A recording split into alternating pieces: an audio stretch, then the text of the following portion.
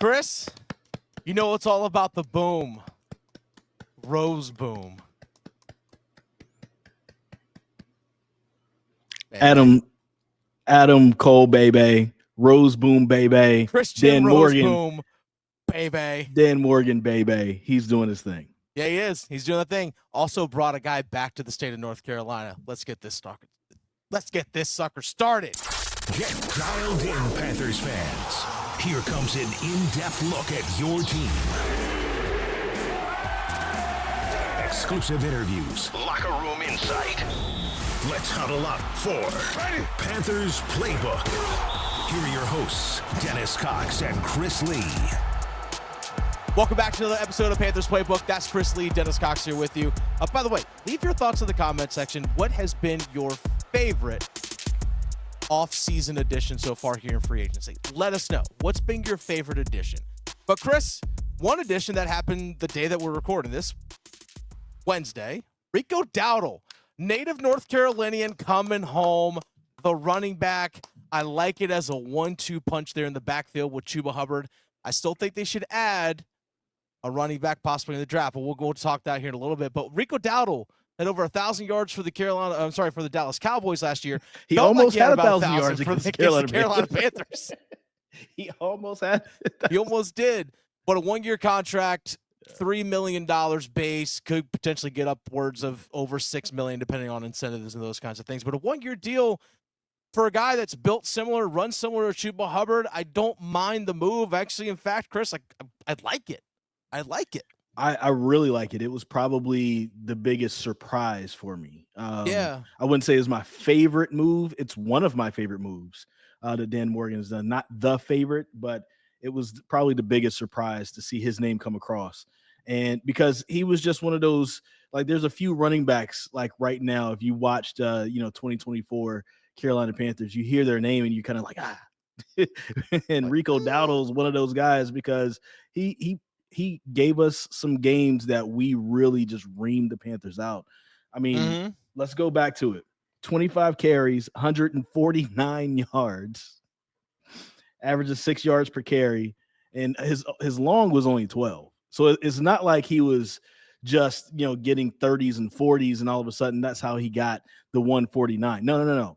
He was just getting like straight up like 5 yards down the field without getting touched. Yeah. Every single time. And so, I like the kid, and it's great that, you can bring a North Carolina native back to the state. And with the performance that he had last year, that's just one of those where you just got to take your hat off to him and say, hey man, you had a day. And now I'm going to be really paying attention at training camp to see what he does when he runs the ball. Yeah. Because if he's getting 5 yards down the field without getting touched again on our defense, that tells me two things. One, he's still really good. Two, our defense still sucks. Well, there's that. We'll get into the Christian Roseboom signing here in a little bit, but part of that Rico Dowdle is the fact that the entire offensive line is coming back, Chris. Yeah. Brady Christensen coming back on a 1-year deal. We're just under $3 million. It was just over 2.7. Chandler Zavala, we know, is coming back. Austin Corbett's coming back. Cade Mays is coming back. Brady Christensen, which, again, the Swiss Army knife for that offensive line this past year, coming back, which was a big surprise. I actually thought he would probably get money to start possibly somewhere else. I mean, not high-end money, but still get money to go start somewhere else. But I guess that opportunity just wasn't there. What was the strength of the team last year, Chris? It was their offensive line. Yeah. And guess what? Another year of continuity together with that group, more starts together, which in my mind, Robert Hunt in his peak, Damian Lewis in his peak, Ike Ekwonu, ascending player, Taylor Moton, maybe at the tail end of his prime, but still in those prime years. I love the fact that you have that continuity in the offensive line, and Rico Dowdle will benefit, Chuba Hubbard, Bryce Young, everyone's going to benefit from that continuity on offense. One of the things I like about this is that outside of maybe a piece here or there, I'm trying to really think of, I guess maybe Miles Sanders getting cut, and maybe because Deontay Johnson's not here, but he didn't end the year with us. The entire offense pretty much is back. The core of it, yeah. I mean, even down to, you have the backup quarterback, you have the starting quarterback, you have the three wide receivers that we like. We don't know if David Moore will be back. We'll have to check and see, if he ends up staying on the team or whatever, what they end up doing. The two tight ends that we like are back, the entire offensive line. So the continuity for Dave Canales as somebody who came in as an offensive mind to not have to really teach that stuff again, right? You're not starting from the bottom. You're literally just picking up where you left off. Now, I'm sure they're going to go back and make sure certain basics are covered and things like that, like most coaches will. But at this point, like, you're not starting over, and you can like go straight into the high end stuff. And maybe we start seeing the Panthers being able to pull off certain plays that they weren't able to last year, just because of that. Everybody knows the system now. Everybody's all in together. Everybody knows what to expect. The other thing that I like about this too, man, it's not just about Brady Christensen. And I'm sorry if this is too early, but we got Horn, Christensen, Trimble, and Chuba all re-signed to come back to this team. And that is making that 2021 draft class look pretty good. And what have we been talking about? We need to make sure that we have good enough draft classes so that we look up 4 years from now and we can see some of these guys, at least there's a core of guys that are staying. And now that we don't have Shaq Thompson on this team, our OGs, the ones that are going to be outside of J.J. Jansen, the ones that's going to be carrying the Carolina Panthers torch, really, Derrick Brown, and then these four. Yeah. Because these four all wanted to be back. I just did the math before we hopped on. Since they've come into the NFL and been Carolina Panthers, these guys are 19-49. 19-49. They have every reason in the world to not be here, to say, you know what, let me go try my luck at something else. But all of those guys, one, probably had opportunities to go elsewhere, but two, wanted to re-sign here with the Carolina Panthers. And you could absolutely hear that, especially listening to Tommy Tremble today in his press conference. He wanted to be here along with his other guys. And so when you talk about people who are going to set the culture, who are going to let the new guys in, like, hey, this is what we do here, but also we're open to bringing in whatever cultures that you have there with the places that you come from that have winning cultures. Like, but this is what we're going to do here. This is the brotherhood that we have in this locker room, and we're going to stay within that circle. I love this. I absolutely love this, because this is exactly what me and you've been talking about the last few podcasts. And this is a sneaky good signing, I think, for the Carolina Panthers, not only to get new people and new faces, because we absolutely needed that, but to get the key faces to return to help this thing have some continuity. Absolutely love it. I 100% there with you on it. Now, speaking of the offense, we're talking again about the continuity. All 5 starting offensive linemen and the depth pieces behind them. Your top 3 wide receivers, your top 2 tight ends, your number 1 running back. Obviously, quarterback is back. You've added running back into that room. Okay, well, what else needs to be added in there? Receivers. They need speed. They need some speed in some way, shape, or form, and that's probably got to come with.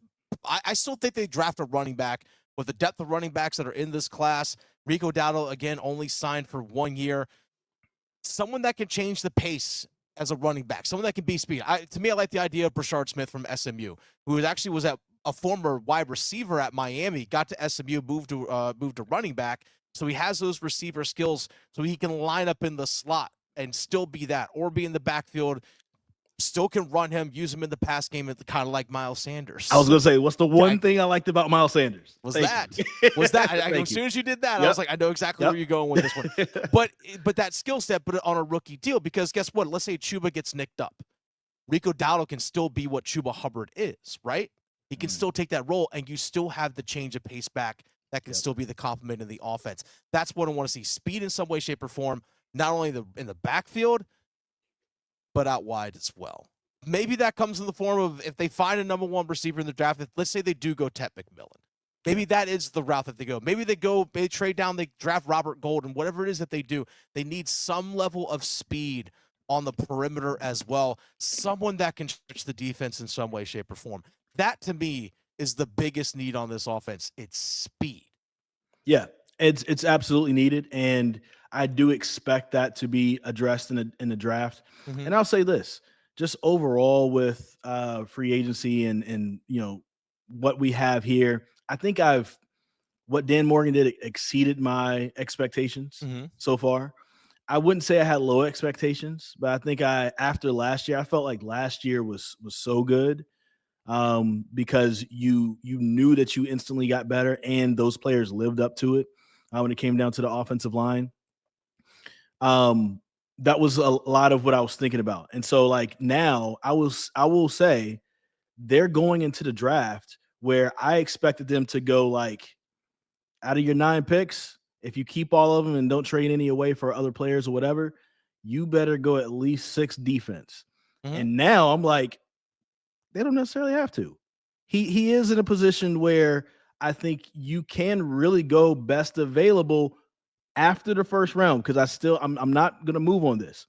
We need an edge rusher that we can grow with, a young edge rusher in that first round with number 8 overall. I will be very upset if it's unless somebody's just not there. Somebody with a first round grade just isn't there. But somebody should be there though. That's the thing. If it's Tet and Jalen Walker, is that his name? If he's still there. Walker. Or another edge rusher there, the guy from Marshall, I can't remember his name right now. Mike Green. If those guys are still there and we get Tet, like I'm gonna be pretty upset. But after that, though, I really think you can now start playing around, and you don't have to go as heavy on defense. There's still a need for another safety, another corner. I think you've addressed the linebacker enough. We'll talk about that coming up soon. But you can go and get that speed and get some toys to play with. I still think on the defensive side of things, there's still some holes to fill. For sure. There definitely are. So Christian Roseboom, they signed to a 1-year deal, also coming from the LA Rams. Guy had 135 tackles last year. Also, on top of that, had an interception, also had 4 passes defended. So an off-ball linebacker, which they needed to have the depth on that, because, Chris, we saw last year when Shaq Thompson went out, it was down to Josie Jewell and Trevin Wallace, who was a rookie. Well, Josie Jewell got nicked up, and we saw Trevin Wallace get nicked up. And they were it was like Claude Cherilus and others. They were down to literally middle linebackers like 7, 8, and 9, it felt like, actually, at different points last year. And that's a lot of strain on a defense, especially when you're expecting those guys to try and go sideline to sideline, also calling out the signals and stuff to the defense. They needed to boost that up. Christian Roseboom helped. I still think they can go get another one. Absolutely. Because they 100% can still get another one, because you have another bad injury. Guess what? You're down to 2 quality, and then you're thin. Question is at safety as well. The Tre'von Moehrig that they signed away from the Las Vegas Raiders, like the signing. Outside of that, it's just Damani Richardson, who last year was an undrafted free agent rookie. Who else is going to be there? Like, do you trust Richardson to be that guy? Okay, well, then who's the depth pieces behind that? At corner, outside of Mike Jackson and Jaycee Horn, who can you trust on the outside? Same thing with the slot with Shaw Smith-Wade. Who else do you trust there? There's still a lot of depth pieces that still need to be filled. And to be frank, again, that starting spot alongside with edge rusher as well, they still need to get that premium edge rusher. It's been a minute. Yeah.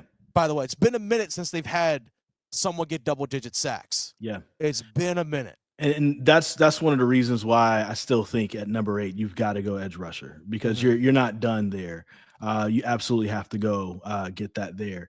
And I would say the only thing that I probably am, I don't want to say disappointed with, but the thing that I think maybe I expected more from the Panthers when it came down to free agency, and they mostly exceeded my expectations, right? Yeah. But the one area is, and it's still early, is safety, right? Because we've heard it's not really a good safety draft, right? You could probably get a couple good guys in the top, couple rounds. You know, there's the guy from Georgia out there that's been floated around Malachi possibly Starks, for the second round, things like that. So even if that Waru ends up from South Carolina is rising up draft if boards. any of those happen, that's cool, right? But I think I would have been comfortable if I would have heard of 2 different safeties coming, through free agency first, and then figure out what you can do in the draft. But then, of course, this is not the end. There are going to be guys who's still going to be floating out there. There's still guys who still could possibly come back that I'm comfortable with in a backup role, like Sam Franklin, right? That is always still a possibility. 100%. And also you need to have that trash talker. Yes, and he's also a dog on special teams. Mm-hmm. So I mean, there's still a lot of possibilities out there, but that's the one position where I expected a little bit more. But I agree with you. There's still some holes to fill out with that. But I still like the position that they're in when it comes down to the needs that they filled in this year. And I don't actually expect them to have all the needs taken care of in this offseason, because it just may not fall to you. You know what I'm saying? Like it's hard to just rebuild a team and put depth at every position that you needed at in one offseason. So we might still go into the season 2025 and have a really thin safety room. Doesn't mean that Dan Morgan didn't do a good job, right? Yeah, 100%. So that's still something to potentially look out for. I do want to say this though. Okay. I don't know if you had a chance to listen to Mike Jackson in his press conference. I did not have a chance. I'm actually in Charlotte, by the way, so it actually took place right down the road from where I'm currently sitting at right now. That guy wants to be here.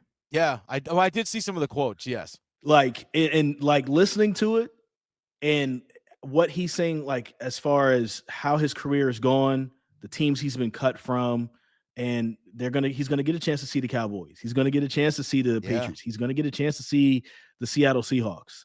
And he's saying, like, look, they see me as one thing going out the door. I know that I'm different from that. And they're gonna go see that new version of me. But not only just that, I got my brothers with me. And the fact that he said, if I would have been signed anywhere else, I've been looking at Panthers tape for the last month. It would have messed me up in the head because he wants to be here. And also giving Jaycee Horn props and saying, look, I want him to exceed play on his contract. He's like, I've seen players get a new contract and don't play up to that potential. I'm going to push him on that other side. Now that we have a year together and I know how I can push him, he knows how he can push me, I want to make sure he lives up to that contract and exceeds that contract. When I heard that, I was like, boy, I think I'm not worried about Shaq Thompson not being there now, because now you got these veterans here who are going to keep people in check, who feel solidified in their role. And if Mike Jackson is talking like that, and if he's been training for a month like it's training camp already. So in February, he was training like it's training camp. This man is going to be ready in September. And I'm really looking forward to, if our 2 starting corners can stay healthy and our defensive line can get to the quarterback, you're talking about some possible lockdown coverage right there. Oh, yeah. I'm with it. And we've heard Dan Morgan say, hey, we want to find the guys that, everything wasn't handed to them. Yes. Where everything was just easy. Like, Mike hey, Jackson. you're the top guy. Like, Mike Jack fits that. Like, a guy who had to grind his way to get to where he is right now. And which, by the way, real quick note on Mike Jackson. The NFL has like a pool of money that they give out to players that exceed their contract based on like number of snaps that they play and things along those lines. Our boy Mike Jackson got a cool $1 million. Oh, based off his play from last year, off because he played over 1,200 snaps and all that. So he exceeded far what his salary was. So 25 players were awarded extra money. Some guys, like, for example, Brock Purdy, playing on a rookie contract as a quarterback, 7th round, far exceeding, his contract. So they, get a pay bump. Man got an extra $1 million on top of the contract he just signed, Chris. And that comes shout out to him. That comes directly from the NFL. Yeah, I think it's like teams. I think comes from teams. Like, it's like a pool of money, but comes directly from the NFL. I love so that. Shout out to him. I love Shout that. out to him. But yeah, like you said, we'll wrap on this note here, Chris. I'll wrap on this one stat here for you. You talk about how like the front of the defense can help the back end of the defense. back in 2017, the Panthers had two guys get double-digit sacks. Mario Addison, Julius Peppers in 2017. Two guys. Since then, only two guys have gotten double-digit sacks for the Panthers. 2021, Hassan Reddick. 2022, Brian Burns. That's it. That's it. And you know what was interesting about That's that? It. The most wins that the Panthers have had since 2017 was in 2022. It was only 7, but it was in 2022. It makes sense. Yeah. That's why you go edge rusher with number 8 overall. I've been seeing people talking about Ashton Genty as well. In the last 7 seasons, they've only had someone go double-digit sacks twice in the last 7 years. Bro, It's just hard facts. You can't be serious, man. Love Ashton Genty. Nothing wrong with him. He's a phenomenal player. If he ends up being a Carolina Panther, I will welcome him. I'll also be pissed at the same time because we need an edge rusher. We do. we need a star edge rusher. Folks, leave your thoughts in the comment section. Again, your favorite part of free agency so far for the Carolina Panthers. Chris, I'm in Charlotte. Fake Matt Rule will make an appearance this week. I'm going to join you in Charlotte. I will see you in Charlotte. We'll see you next time here at Panthers Playbook.